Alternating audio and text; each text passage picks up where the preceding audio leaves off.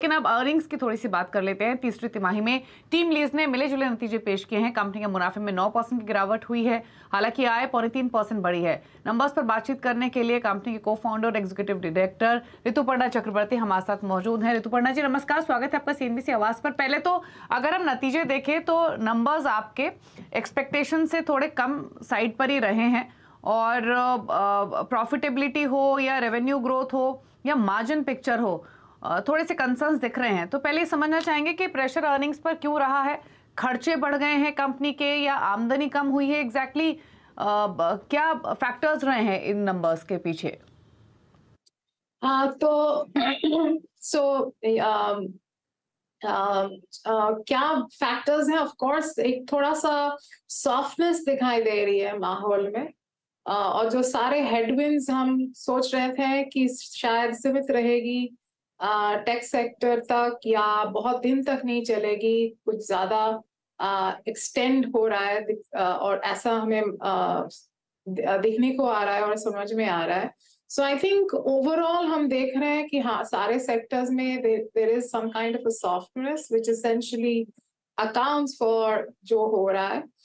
For example हमारा revenue growth जैसे कि 3% हुआ है। हेडकाउंट ग्रोथ स्टाफिंग में करीब 3000 हुआ है। फॉर एग्जाम्पल Q3 जो कि यूजुअली हमारा काफी अच्छा क्वार्टर होता है, मोस्ट इम्पोर्टेंटली जैसे फेस्टिव हायरिंग वगैरह होती है, बट इस साल हमको देखने को आया है कि इवन इन स्पाइट ऑफ जो एक्सपेक्टेड स्पाइक होता है डोमेस्टिक कंजम्पशन में और हायरिंग में because of the festive season, वो उस तरह का उतने हद तक जो हम एक्सपेक्ट कर रहे थे नहीं हुआ है। उसका भी थोड़ा सा असर है।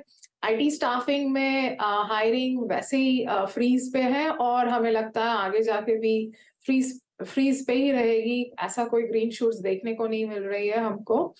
हमारा ओवरऑल पूरा साल का ग्रोथ करीब 20% रहा है। हमारा जो प्रॉफिट है फ्लैटिश देखने को और एंटिसिपेटेड भी है for the current financial year. So हाँ, आई मीन यही सब है। आई थिंक जो हमारे माहौल में हो रहा है, ग्लोबली जो हो रहा है, उसका असर क्लियरली थोड़ा थोड़ा हमको ऑन ग्राउंड देखने को मिल रहा है। इस वजह से हमारा जो परफॉर्मेंस है जो हमको लग रहा है काफी सॉफ्ट है और आगे जाके भी अगले कुछ क्वार्टर्स में ऐसे ही रहने वाले हैं।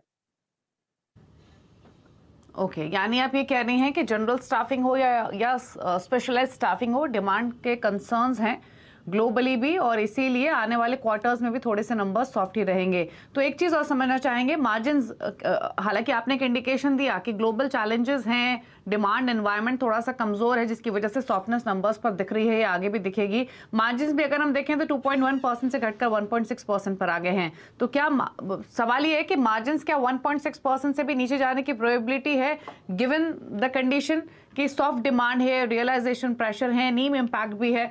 क्या आउटलुक मार्जिन्स को लेकर दिख रहा है? नो, हमारा मार्जिन हम होल्ड करेंगे, फ्लैटिश ही रहने वाले। मार्जिन परसेंटेज पे कोई गिरावट नहीं होने वाली है, वो हम काफी कॉन्फिडेंट है। हमारा जो इंटरनल ग्रिप है सिचुएशन पे, जिस हद तक हम कॉस्ट पे थोड़ा कंट्रोल ला सकते हैं, वो सारा already is in place.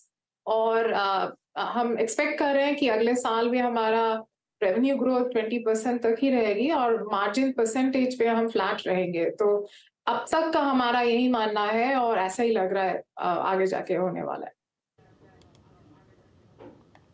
Okay, अच्छा, एक चीज और आपसे पूछना चाहेंगे, जो कोर एम्प्लॉय हेडकाउंट है वो कैसा रहा इस क्वार्टर में? एक्चुअली पिछले क्वार्टर के हिसाब से हाँ, काफी गिरावट हुई है। तो हमारा वो ऑनगोइंग एक रैशनलाइजेशन है। जैसे जैसे हम अपने आप जिस तरह से हम अपने आप को स्ट्रक्चर को क्रिएट किए हैं, जैसे ही हमको कुछ महसूस होने लग जाता है, जैसे कोई हेडविंड्स है, जो कोई इम्पैक्ट होने वाला है, तो उस हिसाब से हम हेडकाउंट को भी रैशनलाइज करते हैं और कंट्रोल पे रखते हैं। सो आई थिंक, और हमारा जो परफॉर्मेंस मैनेजमेंट का अप्रोच है, उस हिसाब से एक ग्रेजुअल सेंसिटिविटी होती है और एक ग्रेजुअल इम्पैक्ट होती है for on our headcount numbers. So headcount numbers अभी लगभग, if I am not mistaken, करीब फ्रॉम द पिछले क्वार्टर से करीब 200-300 कम है। अच्छा, एक चीज़ और ऋतुपर्णा जी, शेयर बायबैक को लेकर भी कंपनी मीटिंग कर रही है, तो एग्जैक्टली आई नो कि देयर आर सर्टेन लिमिटेशंस, आप ज़्यादा डिटेल्स नहीं बता सकते, बट व्हाट्स द पर्पस इस समय बायबैक लाने का, या एक इन्वेस्टर्स को सेंस देने का कि कंपनी अभी भी इन लेवल्स पर भी वैल्यू देख रही है, एग्जैक्टली क्या स्ट्रैटेजी है? आज शायद मैं आपको ज्यादा डिटेल्स में कुछ बता नहीं पाऊंगी। हमारा मीटिंग 3 फरवरी को होने वाला है, उसके बाद ही हम इस पे कुछ कंक्लूसिव नतीजे पे पहुंचेंगे, और इस टाइम पे मैं आपको ज्यादा कुछ डिस्क्लोज नहीं कर पा रही हूँ।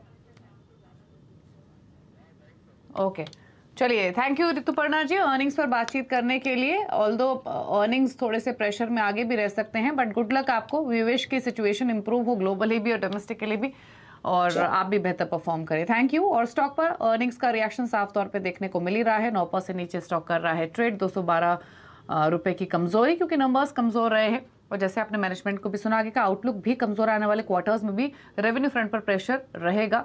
जनरल स्टाफिंग हो या जो इनके दोनों बिजनेस है मेन, वहां पर प्रेशर रह सकता है। गाबा साहब, नंबर्स कमजोर, स्टॉक नीचे, आगे का आउटलुक भी वीक ही दिख रहा है। सपोर्ट कहां देखना है आप इस स्टॉक पर?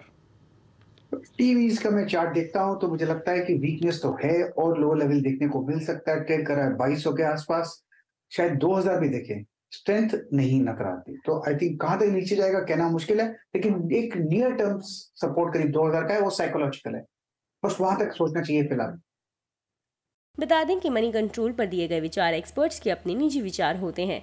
वेबसाइट या मैनेजमेंट इसके लिए उत्तरदायी नहीं है। यूजर्स को मनी कंट्रोल की सलाह है कि कोई भी निवेश निर्णय लेने से पहले सर्टिफाइड एक्सपर्ट की सलाह लें।